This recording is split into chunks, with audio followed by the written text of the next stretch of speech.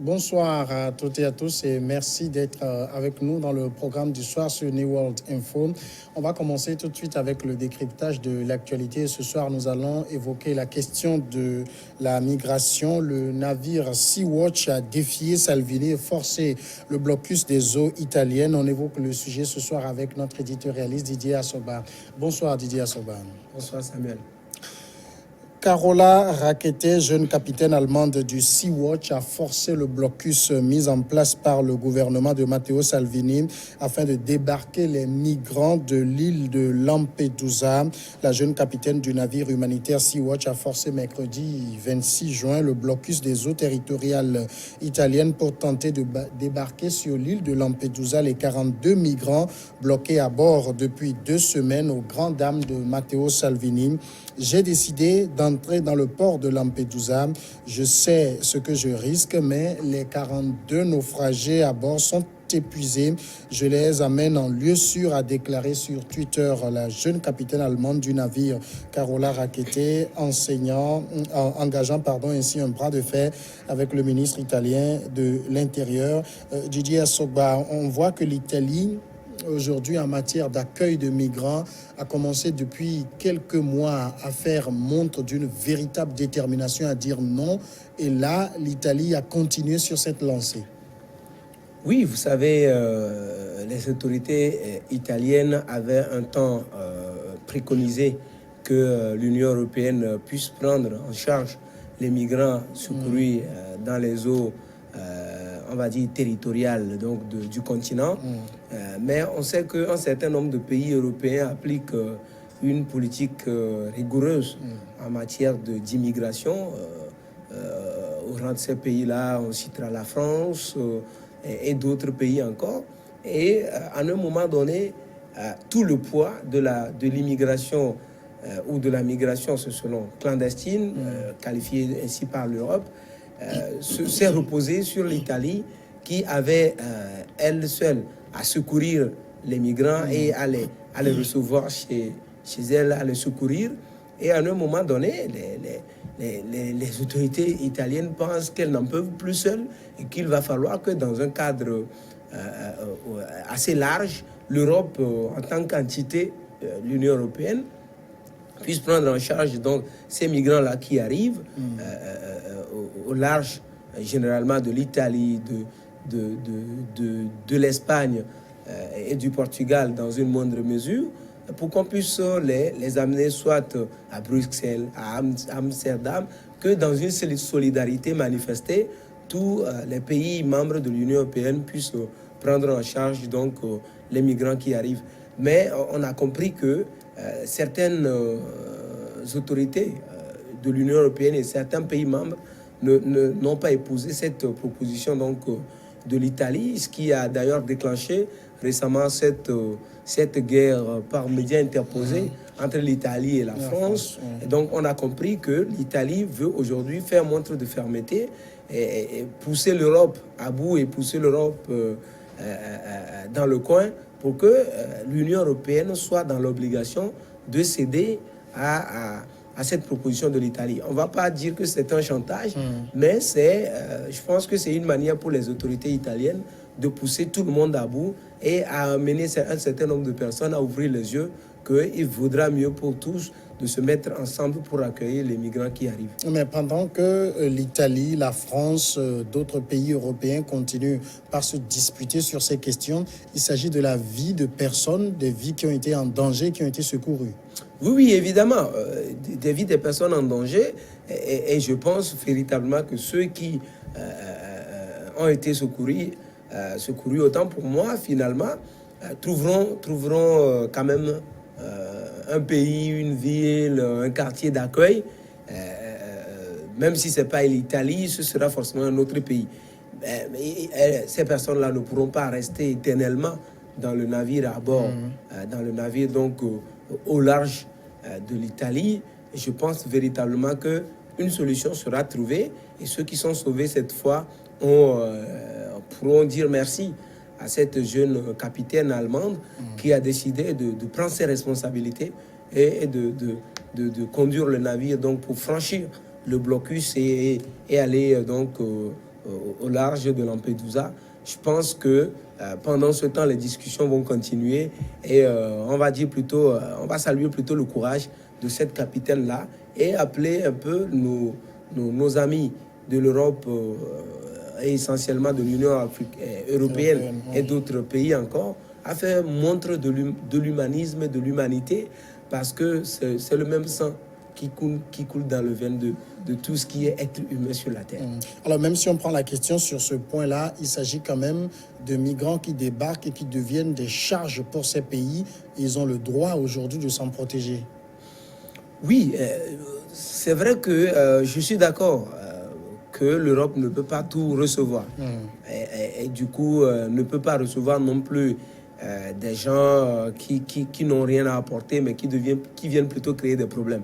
Mais si pris sur ce point, je pense d'abord qu'il faudra d'abord les recevoir et contrôler donc ces gens-là.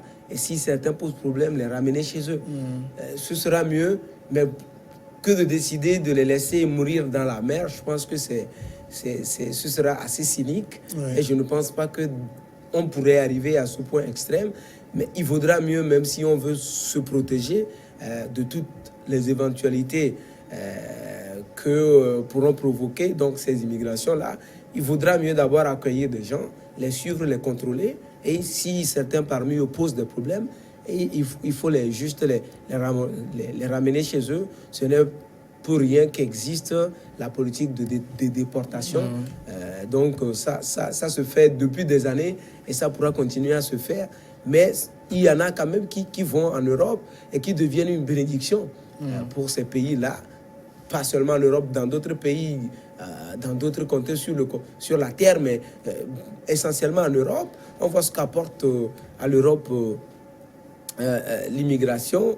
Ce n'est pas que du tort que cause l'immigration, mais l'immigration apporte également du bonheur à ces pays européens-là. Je pense qu'il faut plutôt savoir certaines fois raison garder. Est-ce que c'est la question migratoire ou même ces migrants ne sont pas devenus aujourd'hui une sorte de patate chaude que tous ces pays essayent de se renvoyer? La France qui joue au grand démocrate, à la grande garante des droits de l'homme, qui donne des leçons aux autres d'accueillir par humanisme, elle-même se refuse à accueillir un certain nombre de migrants. Non, on comprend depuis un temps que la France applique une politique de l'autruche, c'est-à-dire qu'elle essaie à chaque fois de fuir ses responsabilités, à se cacher éternellement derrière les autres et à se refuser de faire ce qu'elle devrait faire pour donner l'exemple aux autres. C'est là la question et je pense que la réaction de l'Italie a trait évidemment à ce comportement-là des autorités françaises qui, à la limite, agace plus d'un, même sur le continent africain ici, ce comportement-là des fois agace.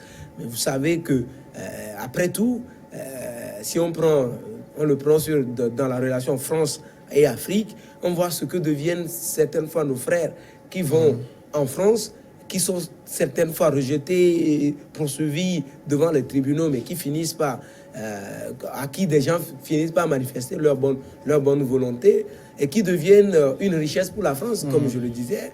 Vous pourrez, la France a gagné la Coupe du Monde dernièrement. Vous avez vu son équipe nationale. L'équipe nationale de la France est composée en majorité que d'immigrants. La majorité, les Français de souche, nés de souche qui ont leurs ancêtres, qui sont vraiment des Français. On peut les compter, une ou deux ou trois personnes sur les 23 que comptait l'équipe nationale de la France. Donc, les migrants ne posent pas que de problèmes, mais les migrants également ont des valeurs à faire valoir. On a vu la France nommer dernièrement une porte-parole de son gouvernement qui est sénégalaise d'origine. Donc, du coup, si la France avait refusé tout ce beau monde-là, je ne pense pas que ces personnes-là pourraient constituer aujourd'hui des richesses pour elles. Et donc, je pense que au lieu de considérer que les migrants sont une patate chaude que des gens ne veulent pas prendre, je pense véritablement qu'il faut manifester une bonne volonté et rester humaniste jusqu'à la fin. Et quand on veut donner un exemple aux autres, la meilleure façon de donner les exemples, c'est de s'exercer pour montrer la voie aux autres. Donc du coup, la France, on comprend plus véritablement ce qu'elle est devenue depuis un temps, mais elle ne peut pas rester là, ne rien faire et demander à l'Italie de toujours accueillir à sa place. Donc je pense véritablement que dans un élan de solidarité désormais, il va falloir que la question soit traitée au plus haut niveau, qui est au niveau régional, au niveau de l'Union européenne, au niveau continental. Donc que la question soit débattue et qu'une solution, une politique soit adoptée dans ce cadre-là pour que les pays se partagent les tâches et s'il faut aider l'Italie à recevoir un certain nombre de migrants, et il faut aider ce pays-là et ne pas le laisser seul à faire face à toutes les éventualités. Est-ce qu'il n'y a pas aussi quelque part une sorte de fuite de responsabilité ou bien de démission sur cette question? Parce que vous avez une Europe aujourd'hui qui est à 27, mais cette question, on a l'impression qu'on n'entend que la France, l'Allemagne, l'Italie, Malte, un peu ces pays qui sont ouverts sur la mer, les autres s'en fichent. Oui, les autres ne sont pas autant touchés que ça et ils n'avaient pas une culture de la chose. Donc, ces autres pays-là prennent un peu de recul et ne veulent pas pour le moment se prononcer sur le sujet, le temps peut-être d'étudier les éventualités. Donc, je pense que si les autres pays ne se prononcent pas, un certain nombre de pays là-bas en Europe ont... on va dire, la culture de l'immigration. L'Espagne ne peut pas dire qu'elle n'a pas cette culture-là. La Belgique ne peut pas non plus dire ça. La France, l'Allemagne, l'Italie. Mais il va rester les autres pays qui n'ont presque pas cette culture d'accueillir les migrants qui viennent de la Méditerranée essentiellement. Donc je pense que c'est pour ça que je préconisais que cette question-là soit débattue à un niveau continental et que dans un élan de solidarité au niveau de l'Union européenne, une vraie solution et qui est adaptée au problème soit trouvée et que s'il le faut, des pays comme la Hollande, des pays comme la Hongrie, d'autres pays également, la Turquie, la Grèce, d'autres pays également puissent recevoir les migrants pour, on va dire, aider les autres à respirer mieux. Didier Sopa, merci d'avoir répondu à nos questions. Merci. Nous allons observer la pause, elle est très courte et après c'est l'invité.